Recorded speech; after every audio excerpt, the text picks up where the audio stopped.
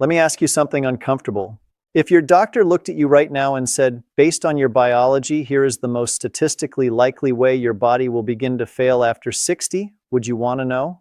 Most people say yes, and then they spend the next decade ignoring the exact information that could prevent it. Here's what I find remarkable after years of working in preventive medicine. There is a single piece of data that every person in this country has had since birth.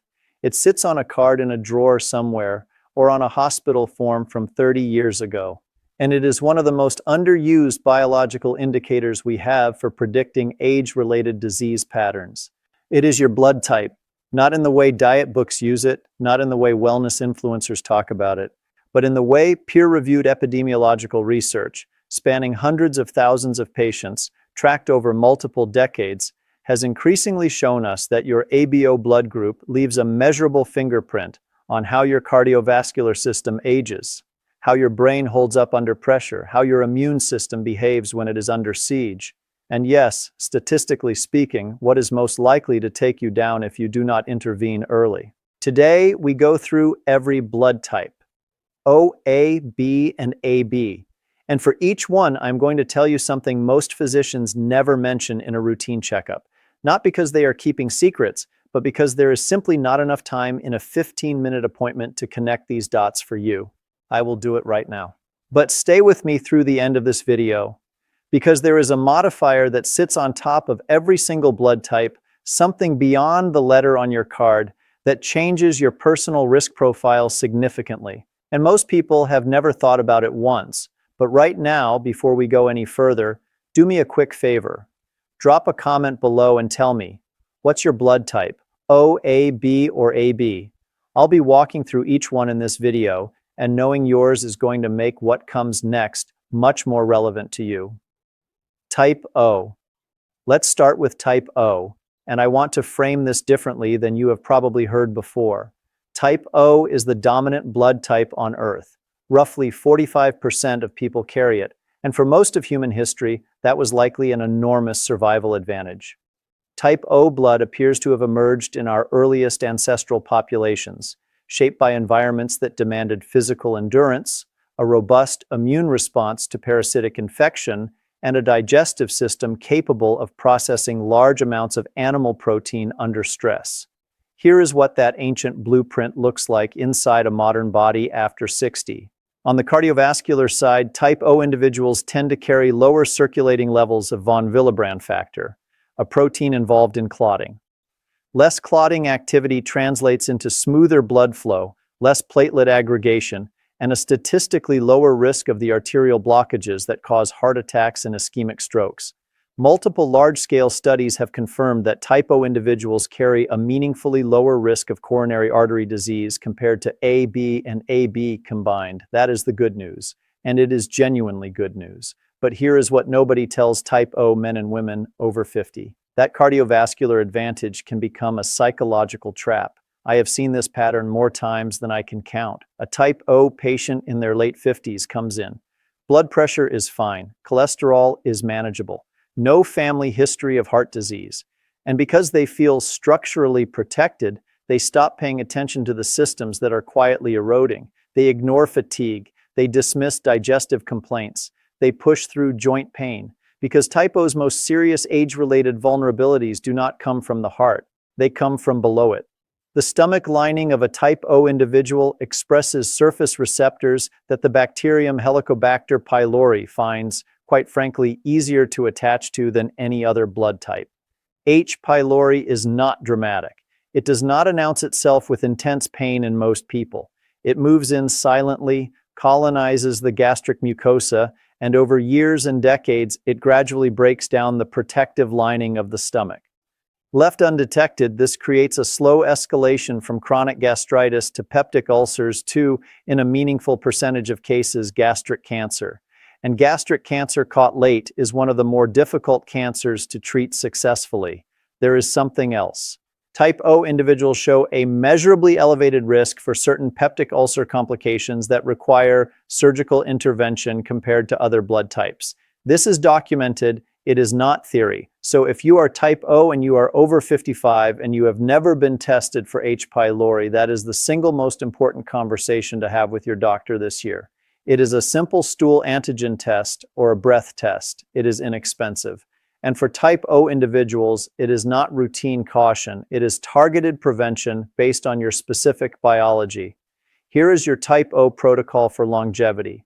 Your gut is your primary vulnerability. Protect it actively and consistently. That means limiting long-term use of non-steroidal anti-inflammatory drugs like ibuprofen and aspirin unless medically necessary. These drugs erode gastric lining in everyone. In type O individuals, they land on tissue that is already operating at higher biological risk. Incorporate fermented foods into your regular eating pattern. Kefir, miso, kimchi, naturally fermented pickles. These are not trendy extras. For type O, they are a practical tool for maintaining a gastric environment that is more resistant to bacterial colonization. And physically, your body was built for movement. Type O blood is associated with higher baseline catecholamine activity, meaning your nervous system runs on more dopamine and norepinephrine than other blood types. When that energy has no physical outlet, it converts into restlessness, disrupted sleep, and over time, cortisol dysregulation. 30 minutes of daily walking and 2 sessions of resistance training per week will do more for your long-term metabolic health than any supplement stack. Type O. Cardiovascular strength is your inheritance. Your stomach is your responsibility.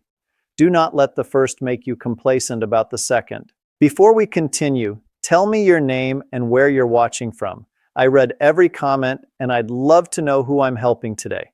Type A, type A. And I want you to lean in here because this is the blood type where the gap between what people know and what they should know is the widest. Type A emerged as human populations transitioned toward agricultural living. Denser settlements, more complex social environments, exposure to a broader range of infectious agents. The immune system adapted. Type A individuals mount aggressive and effective immune responses, particularly against viral pathogens. In younger years, that is a genuine biological asset, but this is where the blood type story gets complicated. Because what protects you in your 30s and 40s begins to work against you in different ways by your 60s. Type A blood carries higher coagulation activity. The platelets are stickier. The clotting proteins are more active. The landmark Harvard study tracking 89,500 adults over 20 years found that type A individuals carry a 5% elevated risk of coronary heart disease compared to type O. That number sounds modest in isolation, but here is what makes it clinically significant for type A specifically. When you layer chronically elevated cortisol on top of that stickier platelet activity, the compounding effect over decades is what turns a 5% statistical difference into a real cardiovascular event. The risk is not just in the number, it is in what your stress biology does to that number every single day. Now here is the layer that most discussions miss entirely. The reason that risk is so significant is not just mechanical, it is hormonal. Type A individuals maintain the highest baseline cortisol levels of any blood type. Cortisol is your primary stress hormone, and in short bursts it is useful. It sharpens focus, mobilizes glucose, prepares the body to handle a challenge. But when cortisol runs chronically elevated week after week, month after month, it does something very specific to your arterial health. It inflames and stiffens the endothelium, the thin inner lining of your blood vessels. And here is the mechanism that should concern every type A man or woman watching this. When your endothelium is inflamed and less elastic, it becomes a surface that sticky platelets preferentially adhere to. The elevated coagulation activity of type A blood and the chronic cortisol-driven endothelial inflammation of type A physiology are not two separate risk factors. They are a compounding cycle. Each one makes the other more dangerous. What this means practically is that for type A individuals, stress management is not a wellness preference. It is direct cardiovascular medicine. It belongs in the same category as blood pressure medication and cholesterol management because physiologically it is addressing the same underlying pathway. If you are type A and over 55, Your blood pressure readings every 6 months rather than annually are not overcaution. They are appropriate clinical monitoring for your specific biology. Ask your doctor to include homocysteine in your next blood panel. Homocysteine is an amino acid that, when elevated, actively damages arterial walls. Type A individuals trend toward higher homocysteine levels, and the intervention is remarkably simple. Adequate folate, B12, and B6 found in dark leafy greens, eggs, legumes, and lean proteins. This is not expensive or complicated, but it is specific to you. And build a daily cortisol reset practice, not a weekend retreat, not an occasional meditation session, something you do every single morning before the day gets its hands on you. Diaphragmatic breathing, 4 seconds in and 6 seconds out, practiced for 10 minutes consistently, has measurable effects on cortisol regulation in clinical studies. The consistency matters far more than the duration. 5 minutes every morning outperforms an hour on Sunday by a significant margin. Type A, powerful immune resilience. Elevated cardiovascular risk driven by a stress hormone that your blood type keeps chronically elevated. Managing that hormone is the most important health decision you will make this decade. If you're still here with me and finding this helpful, take a moment to type A in the comments. It lets me know you're watching and getting value from this. Type B, the blood type that conventional medicine understands the least and mainstream wellness culture handles the worst. Type B emerged among nomadic populations moving across the vast interior of Central Asia and the Himalayas. These were people constantly adapting to new food environments, new climates, new infectious pressures. The immune system that developed is genuinely remarkable in its metabolic flexibility. Type B individuals can efficiently process a wide variety of proteins, fats, and carbohydrates without the inflammatory friction that other blood types sometimes produce in response to dietary variation. That adaptability is real, and in the context of how we evolved, it was a profound advantage. But here is the clinical problem that most type B individuals over 55 are carrying around without knowing it. Type B carries a distinct and not yet fully understood immune signaling profile. What the research does consistently show is that type B individuals appear to have a broadly adaptive immune response, one that processes a wide variety of dietary and environmental inputs differently than other blood types. Studies confirm that type B individuals have a measurably different gut microbiome composition, and that certain inflammatory dietary triggers, refined seed oils, ultra-processed foods, high fructose corn syrup, appear to generate stronger systemic inflammatory responses in type B compared to other blood types. The autoimmune picture across blood types is still being actively studied, and the findings are complex. What is clear is that keeping your inflammatory baseline low through diet, movement, and regular CRP monitoring is the most evidence-backed protocol for type B longevity. If you are type B and have been managing these kinds of symptoms with lifestyle adjustments alone, dismissing them as just getting older, it is worth a direct conversation with your physician about autoimmune screening. Early detection of autoimmune conditions changes the treatment trajectory dramatically. There is a second issue specific to modern life for type B individuals. The modern food supply is effectively a calibration problem for your immune system. Refined seed oils, ultra-processed foods, high fructose corn syrup, these do not just represent empty nutrition. For type B individuals, research points to these inputs as particularly potent triggers of systemic low-grade inflammation, the kind that runs below the surface for years and progressively distorts immune precision.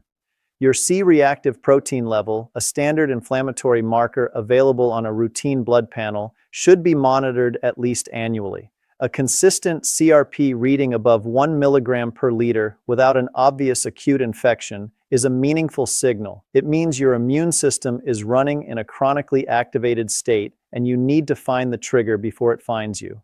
For exercise, type B physiology responds best to sustained moderate intensity movement rather than repeated high intensity bursts.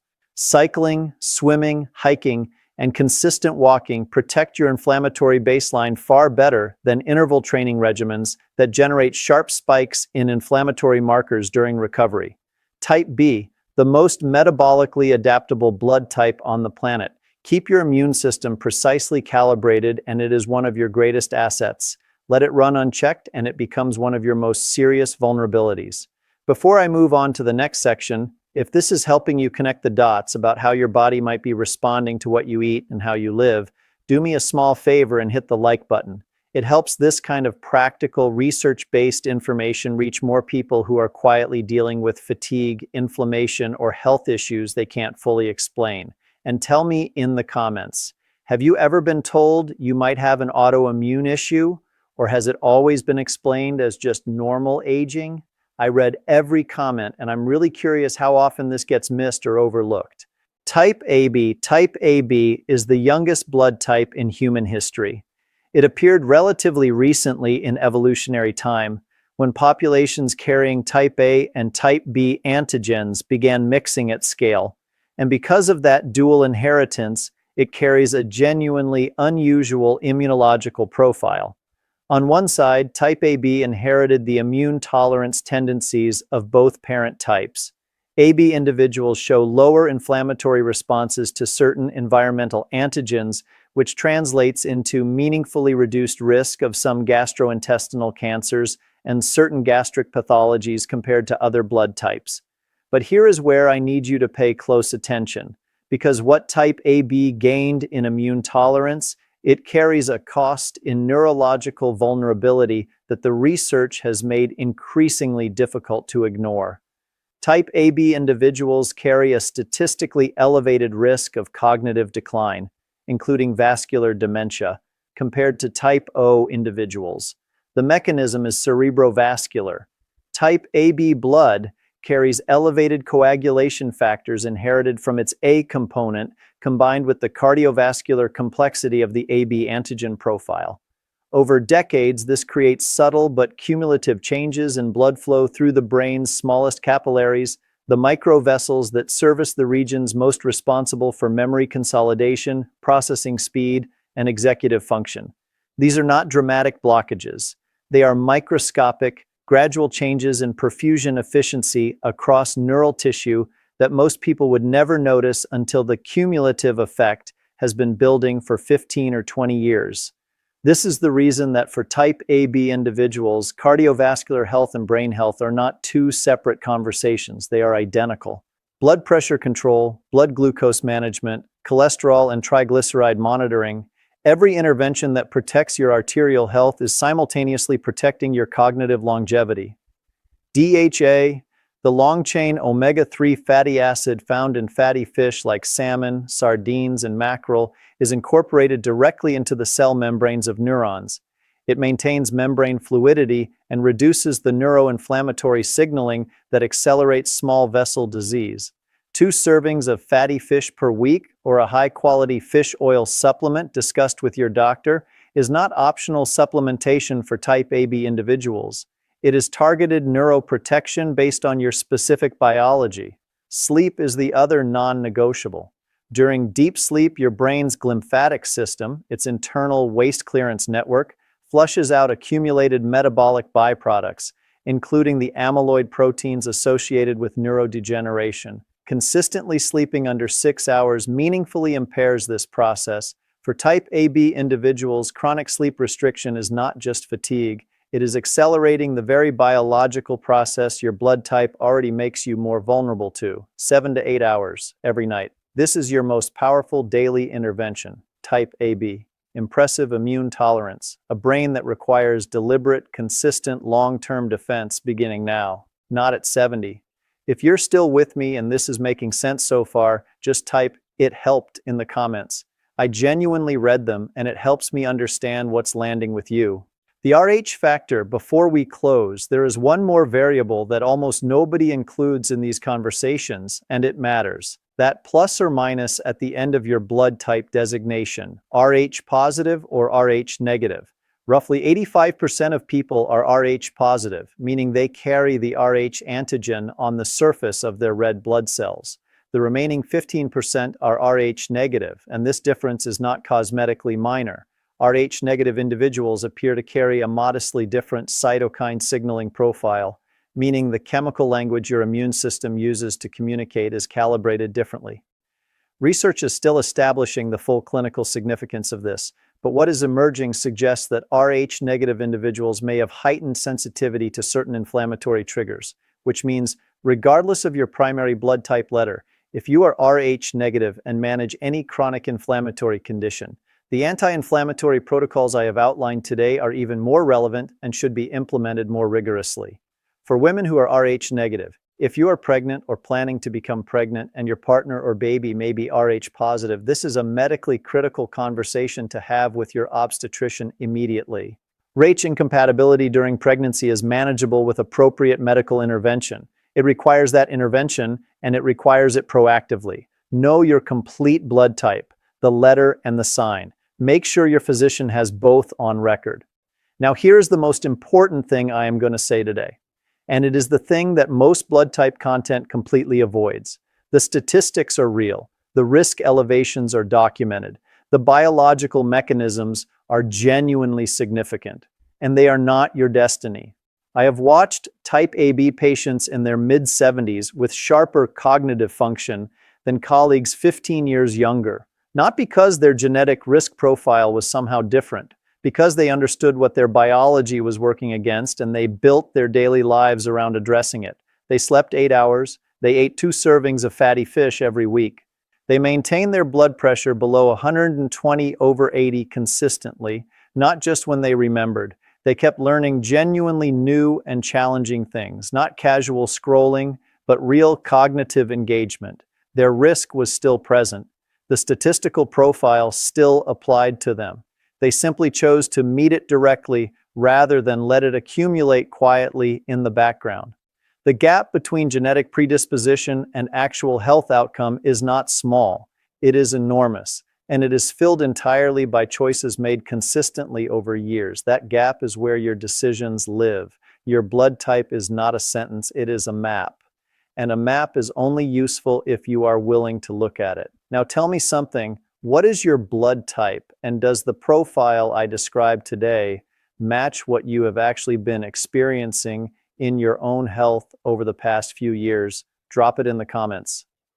I read every single one, and what comes up consistently in this community shapes the topics I cover next.